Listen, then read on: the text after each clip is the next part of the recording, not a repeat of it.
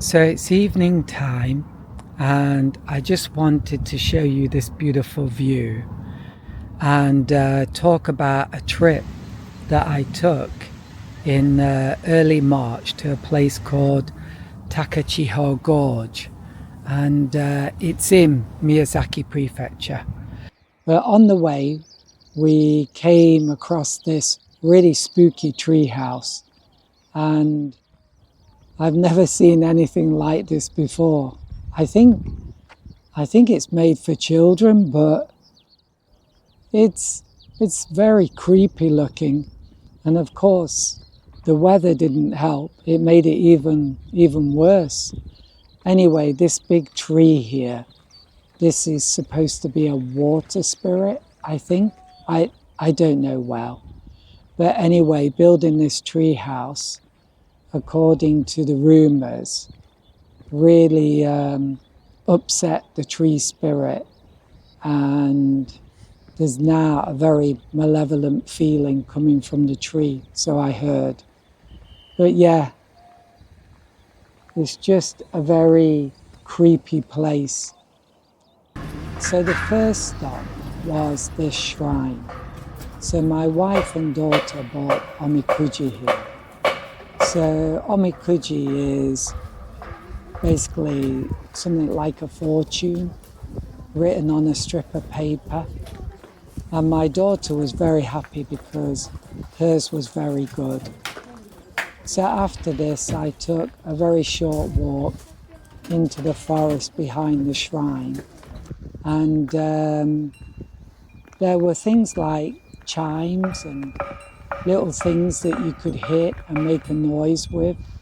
And some people were, banging away on these things, and they seemed to be having a good time.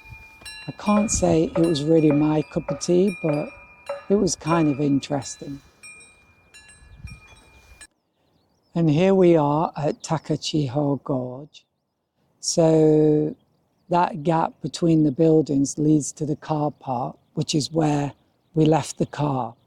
And although this scene is not really, doesn't really look very beautiful, I just found this cluster of buildings very interesting. And so at home, I did a painting of this scene, but I changed it a lot. So I did a morning scene, and I did the sun rising behind those trees in the distance, and these buildings casting long shadows. And in the foreground, I did some like haze, and it ended up looking really good. I also added a car that was from imagination, and it didn't turn out too bad. And this figure, I wish I'd done a few more figures now, but anyway, this figure was actually a woman, but for some reason got changed into a man. But I like the shape of the buildings. I like the edges. They're very interesting. And so I was able to capture that. And yeah, I think the final painting is rather pleasing. So here I'm standing on a bridge high up, looking down on the gorge. And there are boats that you can hire, and you can row up and down on the stream below. Sadly, we were too late to do that. I would have liked to have done it, but there you go. So this is the view from the other side of the bridge, and it really is spectacular. And when I was looking through my video footage, this was the scene that first really appealed to me, but for doing a painting, that is.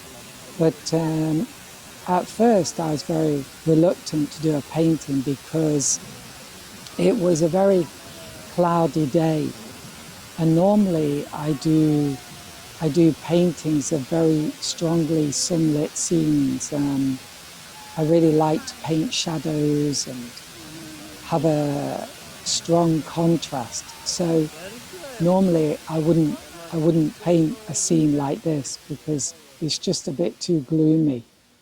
But for some reason, I had a go. And I was so surprised because it ended up being really good. I was so blown away by how good it was. In fact, sometimes I'll paint a picture and it doesn't happen that often, but I just know that painting will sell. And this is one of those paintings. So I think the main reason this painting turned out so well is because I did it on cheap watercolor paper. So whenever I do that, I'm not worried, and so I suppose it's much easier to get into a relaxed flow. And when I make those brush strokes, I'm doing it in a very free and expressive way. Whatever the reason is, something magical happens, and anyway, that's what happened on this occasion. So here you can see a path they've made by the gorge, and this path goes on a really long way, and yeah, we had a long walk by the gorge, and it really was impressive. And here is a really spectacular viewpoint. In the distance, you can see the bridge that I was standing on.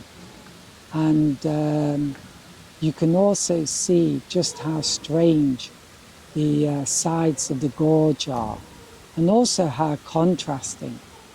So you've got rocks that are very, almost like vertical and smooth and look like man-made. And then you've got these other rocks that are very, very rough and have got like almost holes dug out of them. And it's quite an incredible contrast. And I found this scene really beautiful. It's such an amazing scene. It's almost magical, and it reminds me of something like The Lord of the Rings, almost like Rivendell, where they go down into the valley.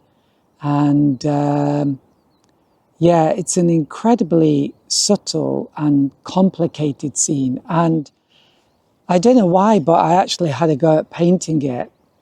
But even though I did have a go at painting it, I had the kind of idea in my head that this was likely to fail. And so I'd almost decided this was going to be a throwaway painting. So I gave myself a lot of slack here. And it was just like almost like a shot in the dark. And I kind of let's see what happens. And I'll just show you what it looked like at first. So as you can see, not very promising at all. But I knew that if I worked on it, some magical things might happen. And that's what happened, because I started playing around with it and I used a lot of white paint, and I ended up doing a painting that I'm really happy with, really happy with. And this one is a first for me. I've never painted anything quite like this before. Nothing so complicated. And I'm really happy with the cliff face on the left and capturing that beautiful textural surface. And I'm really happy with the background and capturing that haziness and the beautiful foliage on the trees. And I'm also happy with capturing those rocks in the foreground that have all that beautiful yellow grass or moss on them. And that's basically the whole of the trip. So I did walk on much further, but I took no further video footage. I think that's because of the weather. Although the sun came out a little bit in the late afternoon, it didn't really lighten up that much, not at least in the gorge area. And so I probably decided, I'm not sure now, I've forgotten, but I probably decided that I wasn't going to do any paintings from this trip. And that's quite funny because I've ended up doing 4. And in the future, I might even do a few more, but I will definitely come back to this place on a sunny day and do some more paintings, because there's a lot of potential here for making amazing paintings, I think. I'll leave you with this final scene. So I found this quite interesting, and I thought it would make for a good painting. So at home, I did the following painting. And this painting's quite interesting because I did this on top of a failed painting. So here's the original painting. And I washed this out with some water and a brush and faded it a bit. And then I painted over the top. So I painted over it quite heavily, because you have to, in order to cover up the paint underneath. And then finally, I went over it with a lot of white paint. But I quite enjoy doing that, although it does upset the watercolor purists, but I don't worry about that too much. I think the results is what counts. And this turned out rather well, I think. I was quite happy with it. So there you go.